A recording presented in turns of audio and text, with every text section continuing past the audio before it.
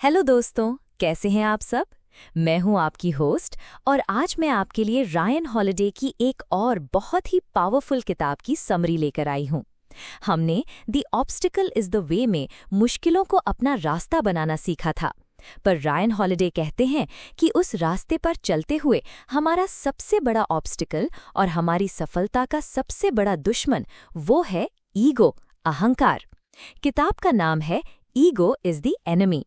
हम अक्सर सोचते हैं कि ईगो कॉन्फिडेंस की निशानी है या सेल्फ बिलीफ की, पर हॉलिडे कहते हैं कि ईगो एक unhealthy belief in one's own importance, अपनी ही अहमियत में एक अस्वास्थ्यकर विश्वास है। ये आपको धोखा देता है, आपको गलत फैसले लेने पर मजबूर करता है और आखिर में आपकी ग्रोथ को रोक देता है। ईगो हर स्टेज पर खतरनाक हो सकता है। एस्पिरेंट स्टेज पर, जब आप कुछ नया शुरू कर रहे होते हैं, तब ईगो आपको सीखने से रोकता है।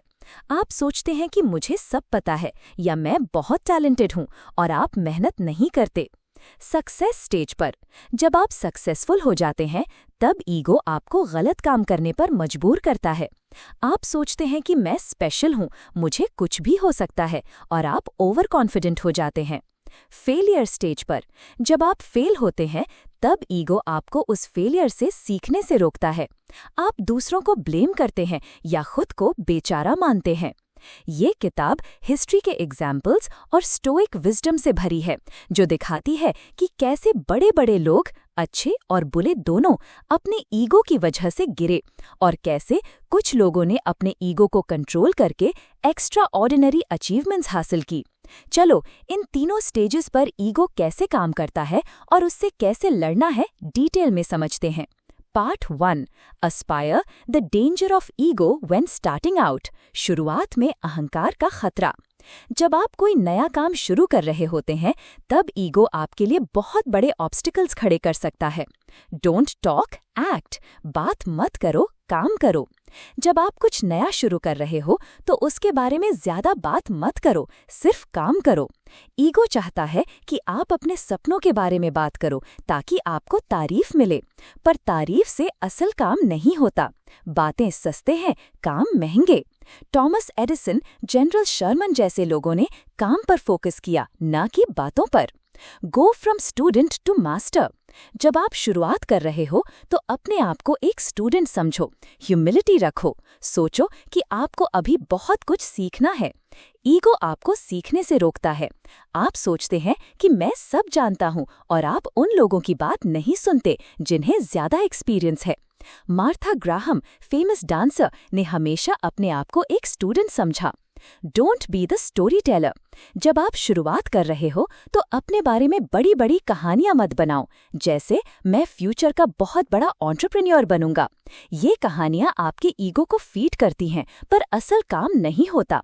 अपनी कहानी को बात के लिए छोड़ दो। The danger of passion. जुनून अच्छा है, पर जब वो ईगो से मिलता है तो खतरनाक हो सकता है। आप सोचते हैं कि सिर्फ पैशन होने से आप सफल हो जाओगे और आप मेहनत करना छोड़ देते हैं। पैशन को डिसिप्लिन और मेहनत से बैलेंस करो। Follow the process, not the outcome. जब आप शुरुआत कर रहे हो, तो सिर्फ रिजल्ट के बारे में मत सोचो, प्रोसेस पर फोकस करो। सीखना, प्रैक्टिस करना, छोटे छोटे स्टेप्स लेना। ईगो हमेशा रिजल्ट चाहता है, पर असली काम प्रोसेस में होता है। The value of discomfort. जब आप शुरुआत कर रहे हो, तो आपको अनकंफर्टेबल फील होगा, आप गलती करोगे। ईगो चाहता है कि आप कंफर्टेबल रहो, पर ग्रोथ डिस्कम्फर्ट में होती है। उस डिस्कम्फर्ट को गले लगाओ। इस स्टेज पर ईगो आपको सीखने से, मेहनत करने से और अपनी लिमिट्स को पहचानने से रोकता है। इसलिए ह्यूमिलिटी बहुत जरूरी है। हम्बल स्टूडेंट की तरह रहो। Part 2, success the danger of ego when you are on top. जब आप सक्सेसफुल हो जाते हैं, तब ईगो और भी ज्यादा खतरनाक हो जाता है। सफलता आपको धोखा दे सकती है। आप सोचते हैं कि मैं स्पेशल हूं, मैं अनटचेबल हूं, मैं कुछ भी कर सकता हूं। Don't expect applause. तालियों की उम्मीद मत करो। जब आप सफल होते हैं, तो आप तारीफ और रिकग्निशन एक्सपेक्ट करते हैं, पर ईगो की ये जरूरत आपको भटका सकती है। अपने काम पर फोकस करो, ना कि लोगों की तारीफ पर। इससे आप अपनी वैल्यू को दूसरों की राय पर डिपेंड करना छोड़ देते हो। स्टे सोबर, शांत रहो। सफलता आपको नशे में ला सकती है। आप सोचते हैं कि आपने कुछ गलत नहीं किया। हम्बल रहो, अपने रूट्स को मत भूलो। जनरल यूलिसीज ग्रांट का एग्जाम्पल याद है, जो सिविल वॉर में जीतने के बाद भी हमेशा हम्बल रहे। Beware of the disease of me, मैं की बीमारी से सावधान रहो। जब आप सक्सेसफुल होते हैं तो आप हमेशा अपने बारे में सोचना शुरू कर देते हैं। मैंने क्या किया, मुझे क्या चाहिए। ईगो आपको सेल्फ सेंटर्ड बना देता है। अपने काम को किसी बड़े पर्पस से जोड़ो, दूसरों की मदद करो। Don't be a control freak, नियंत्रण के आदी न बने। जब आप सफल होते हैं तो आप सब कुछ कंट्रोल करना चाहते हैं, पर आप सब कुछ कंट्रोल नहीं कर सकते। ईगो आपको कंट्रोल फ्रीक्स बना देता है, जिससे आप फ्रस्ट्रेटेड होते हैं। कंट्रोल छोड़ना सीखो। डोंट चोक, घबराओ मत। जब आप टॉप पर होते हैं तो प्रेशर बढ़ता है। ईगो आपको उस प्रेशर में गलत फैसले लेने पर मजबूर कर सकता है। शांत रहो, अपने बेसिक्स पर फोकस करो। द डेंजर ऑफ मोर, अधिक का खतरा।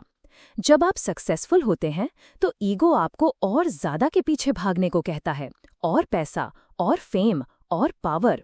ये कभी खत्म नहीं होता। रियलाइज करो कि इनफ का मतलब क्या है। कंटेंटमेंट ढूंढो। इस स्टेज पर ईगो आपको एरोगेंस, ओवर कॉन्फिडेंस और कॉम्प्लिसेंसी, आत्मसंतुष्टि की तरफ धकेलता है। इसीलिए ह्यूमिलिटी और डिसिप्लिन बहुत जरूरी हैं। अपने आप को याद दिलाओ कि आप अभी भी एक स्टूडेंट हो। Part 3, failure, the danger of ego when you are down. असफलता में अहंकार का खतरा। जब आप फेल होते हैं तो ईगो आपको उस फेलियर से सीखने से रोकता है। ईगो आपको बर्बाद कर सकता है। Live to fight another day, अगले दिन लड़ने के लिए जियो। जब आप फेल होते हैं तो ईगो आपको हार मानने को कहता है। वो आपको बेचारा फील कराता है, पर आपको वापस उठना होगा। हार को एक्सेप्ट करो, पर हार मत मानो। नेल्सन मंडेला का एग्जाम्पल याद है, जिन्होंने सालों कैद में रहने के बाद भी हिम्मत नहीं हारी। प्रैक्टिस ऑब्जेक्टिविटी, वस्तुनिष्ठता का अभ्यास करो। जब आप फेल होते हैं तो ईगो आपको दूसरों को ब्लेम करने या खुद को कोसने पर मजबूर करता है। इसकी बजाय सिचुएशन को ऑब्जेक्टिवली देखो। फैक्ट्स क्या हैं, अजम्पशंस क्या हैं। अपने इमोशंस को कंट्रोल करो। फाइंड योर ओन आइडेंटिटी, अपनी खुद की पहचान खोजो। फेलियर आपकी आइडेंटिटी को चैलेंज करता है। ईगो आपको बताता है कि आप एक लूजर हो, पर आप अपनी असफलता नहीं हो, आप उससे कहीं ज्यादा हो। अपनी सेल्फ वर्थ को अपनी अचीवमेंट्स या फेलियर्स पर डिपेंड मत करो। अपनी आइडेंटिटी को अपने वैल्यूज और कैरेक्टर पर बेस करो। The power of journaling, journaling की शक्ति। जब आप फेल होते हैं तो अपने थॉट्स और फीलिंग्स को लिखो। इससे आपको क्लैरिटी मिलती है। आप अपने ईगो के ड्रामा को पहचान पाते हैं। ये आपको उस फेलियर से सीखने में मदद करता है। Recognise the danger of hate, नफरत के खतरे को पहचानो। जब आप फेल होते हैं तो ईगो आपको दूसरों से नफरत करने पर मजबूर कर सकता है, पर नफरत आपको ही बर्बाद करती है। इससे दूर रहो। द नीड फॉर रेजिलियंस, लचीलेपन की आवश्यकता। फेलियर के बाद वापस उठने की एबिलिटी। इसके लिए सेल्फ कंपैशन जरूरी है। अपने आप पर दयालु रहो। अपनी गलतियों को माफ करो और फिर से कोशिश करो। अंत में ईगो इज द एनिमी हमें बताती है कि ईगो हमारी लाइफ के हर स्टेज पर खतरनाक हो सकता है। जब हम शुरुआत करते हैं, जब हम सफल होते हैं और जब हम फेल होते हैं। ईगो आपको सीखने से रोकता है, आपको गलत फैसले लेने पर मजबूर करता है और आखिर में आपकी ग्रोथ को रोक देता है। इसका इलाज है ह्यूमिलिटी, सेल्फ अवेयरनेस, डिसिप्लिन और ऑब्जेक्टिविटी। जब आप अपने ईगो को कंट्रोल करना सीख जाते हैं तो आपकी लाइफ में सच्ची सफलता, सच्ची खुशी और सच्ची शांति आती है। यही वो राज है जो एक्स्ट्रा ऑर्डिनरी लोगों को एक्स्ट्रा ऑर्डिनरी बनाता है।